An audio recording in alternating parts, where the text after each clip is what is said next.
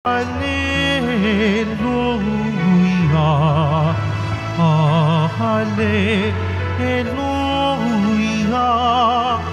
hallelujah.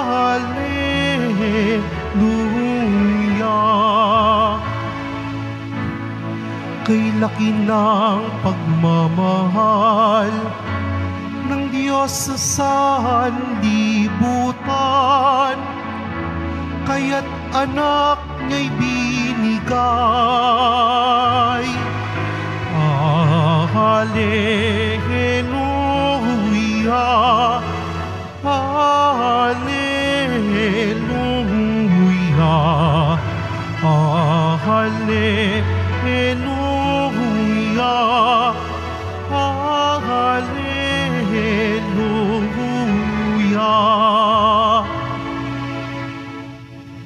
Sumainyo ang Panginoon. At sumaiyo rin. Ang mabuting balita ng Panginoon ayon kay San Lucas. Papuri sa iyo, Panginoon.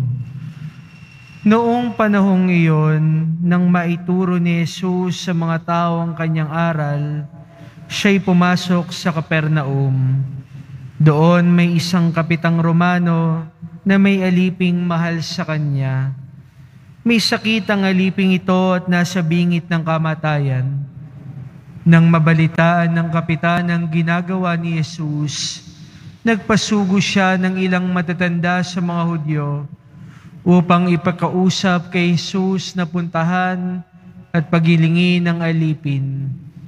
Nang makita nila si Jesus, taimtim silang nakiusap sa kanya.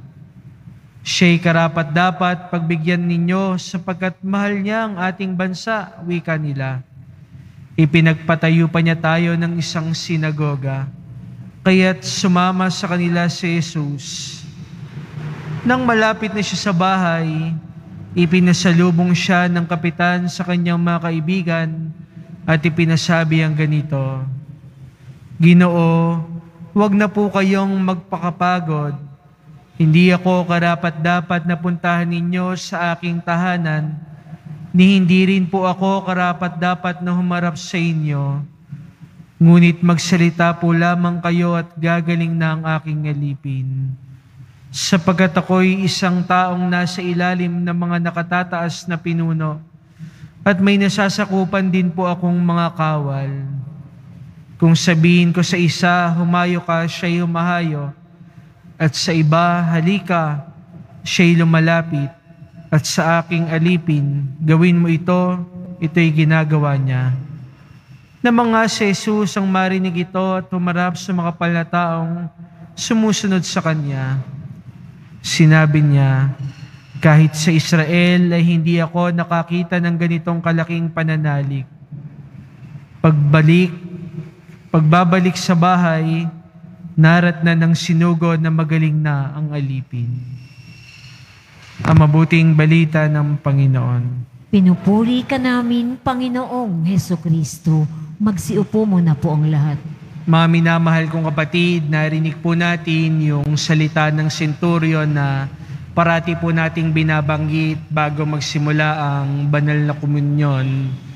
Hindi ako karapat-dapat magpatuloy sa iyo, ngunit sa isang salita mo lamang ay gagaling na ako. Tayo po ay naghahangad ng kagalingan, no? Hindi lamang po sa ating sarili, kung hindi dun sa mga taong mahal natin. No? Kaya we intercede for them. We also pray for other people. Kaya nga ipinagdarasal natin yung bawat isa. No? Sapagkat gusto natin, hindi lang tayo yung magkaroon ng kagalingan. Hindi lang tayo yung mapalapit sa Diyos, pati yung ating kapwa. Kaya nga mga minamahal kong kapatid, mahalaga yung ating responsibilidad sa bawat isa. Nung mga nakaraang linggo po, yan yung ating pinagdinilayan patungkol sa fraternal correction, patungkol kahapon sa pagpapatawad, sapagkat ang bawat isa bilang mga Kristiyano ay inaasahang mag-akayan patungo sa Diyos. Alam niyo po kung tutuusin, no? Pwede pong magmalaki na lang tong senturyo na to sapagkat nasa ilalim naman niya yung mga Hudyo. At pilitin ng ating Panginoon na gawin ang lahat upang mapagaling yung kanyang alipin, pero nakiusap pa din siya. Alam niyo po, hindi naman siya Hudyo, hindi naman siya isang taong malapit sa kanilang pananampalataya, pero ano sabi ng ating Panginoong Yesus? Napakalaki ng kanyang pananampalataya. Wala pa siya nakitang pananampalataya tulad ng centurion na yon, na handang gawin ang lahat para sa isang alipin na kung tutuusin, no, hindi na dapat niya iniintindi dahil pwede namang palitan. No? Pero pinapatunayan sa atin nung pagkakataong ito na higit sa pagiging isang pinuno at alipin, meron pang higit na mas mahalaga. No? At ano iyon? Yung aking mabuting relasyon sa aking kapwa. Pinaglingkuran nung alipin yung centurion ng matagal na panahon, kaya ito yung ganti niya. No? Yung pag-aalaga din sa kanya. Pangalawa, mga minamahal kong kapatid, narinig natin sa ating unang pagbasa sa sulat ni Apostol San Pablo kay Timoteo, yung patungkol sa mga pinuno natin. No?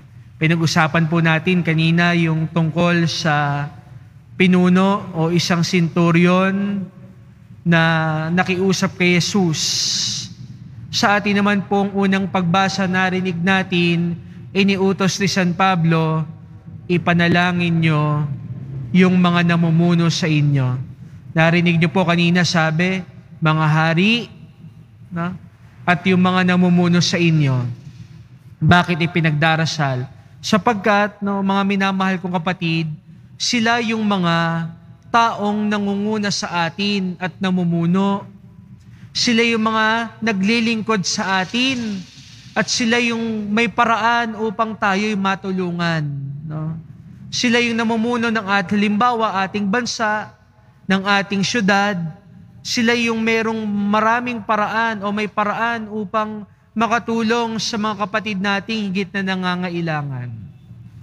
Father, hindi naman po tapat yan. Father, no? Mga korap naman po yan. Father, hindi naman po mabuting halimbawa. Doon na rin po ang pasok ulit yung we intercede for them. Kaya nga ipinapanalangin natin Ipinapanalangin natin yung bawat isa, hindi dahil mabuti yung tao. Lalo nga nating ipinapanalangin pag alam nating hindi mabuting tao. Bakit? Kasi hinihingi natin sa Diyos, Panginoon, itong taong ito para sa akin, no? Hindi mabuting tao, obvious na obvious, hindi mabuting tao, pero gamitin niyo po siyang instrumento upang makatulong sa mga nangangailangan. Ipinapanalangin ko na itong taong ito magkaroon ng pagbabago yung kalooban. Hinihiling ko na itong leader naming ito mabago yung puso. Bakit? Wala naman pong hindi kayang baguhin ng panalangin. Kaya nga tayo nag-aakayan sa bawat isa. Kasama nung ating mga kahinaan, malinaw yan, ang bawat isa sa atin ay may kahinaan, mayroong pagkukulang. Kaya ngayon yung inaatas ng Panginoon. At yun yung binibigay sa ating halimbawa ng mga pagbasa. Dinadala natin ang bawat isa sa Diyos dahil meron tayong mga sariling kahinaan na maaring naglalayo sa atin sa Panginoon. No? Yung ating mabuting balita tumukoy dun sa physical na limitation. Hindi makapunta yung may sakit doon kay Jesus upang humingi ng kagalingan. Kaya anong ginawa nung centurion, nung kanyang amo, inihingi siya ng tulong kay Jesus. At hindi lang yung pisikal, mga minamahal kong kapatid, higit na mahalaga sa ating pananampalataya yung spiritual. Kapag tayo, no, lalo na yung ating kapwa, nakikita natin na hihirapang lumapit sa ating Panginoon, nandoon sa sitwasyon ng pagkakasala, nandoon sa sitwasyon na hindi makaalis doon sa kasalanan, anong ginagawa natin? We don't judge them. We don't even criticize them. No? Kasi pwedeng lalong lumayo. Ano yung ginagawa natin? Ipinagdarasal natin sila. Inihingi natin sila ng awa sa Diyos. Di ba ganyan po yung ginagawa ng mga dakilang santo? Balikan po natin yung magnanay, si San Agustin. Di ba? Ay ang kanyang nanay, Santa Monica. Kung tutuusin sa mga pinagagawa ni San Agustin, no? Wala na siya dapat lugar. Di ba? Imagine niyo almost, no? Lahat na lang ng kasalanan sa Ten Commandments, halos lahat nagawa na niya. Pero kung nag-give up yung nanay niya sa kanya, hindi siya inilapit sa Diyos, Panginoon, baguhin mo yung puso nitong anak ko. Araw-araw, kahit nakikita niyang wala nang pagbabago, darating ba siya dun sa araw na siya'y magpapasalamat sa Diyos dahil nagbago yung kanyang anak? Ganun din po yung tawag sa atin, mga minamahal kong kapatid. Hindi dapat natin tinitignan yung kapwa natin na wala na yung pag-asa, korap yan. Wala na yung pag-asa, magnanakaw yan. No? Wala na yung pag-asa sa Diyos, alam nyo yung ginagawa niyang mali, hindi. Ipinagdarasal natin sila. Kasi isang araw, no, alam natin, sa grasya at awa ng Diyos, itong taong to magbabago. At nagbago itong taong to dahil sa awa ng Diyos at sa tulong ng inyong pananalangin. No? Nang walang humpay na paglapit sa Diyos, Panginoon, baguhin mo tong taong ito. Inilalapit ko sa ito, Panginoon, upang magkaroon siya ng kagalingan. Kung siguro po ganito yung ating pag-iisip sa bawat isa, no? Yung tayo nag-aakayan patungo sa Diyos, siguro po mas magiging mas payapa yung ating mundo. Bakit? Hindi tayo nag-iisip ng sarili lang natin. Hindi lang yung sarili nating kabutihan, kung hindi yung kabutihan ng kapwa. Ngayon, hindi lang ikaw yung mabuti. Dahil naghahangad ka ng kabutihan, yung iyong kapwa, nagiging mabuti na rin. Dahil hindi ka nag-iisip ng kasamaan, no? Ang iniisip mo ay kabutihan, yung taong nasa paligid mo at naihipo mo, nagiging mabuti na rin. At lahat ng yan, mga minamahal kong kapatid, ay dahil sa tulong ng ating Panginoon. Kaya po, ang paanyaya sa atin, sa pagpapatuloy ng ating pagdiriwang, hilingin natin yung grasyang iyon. No?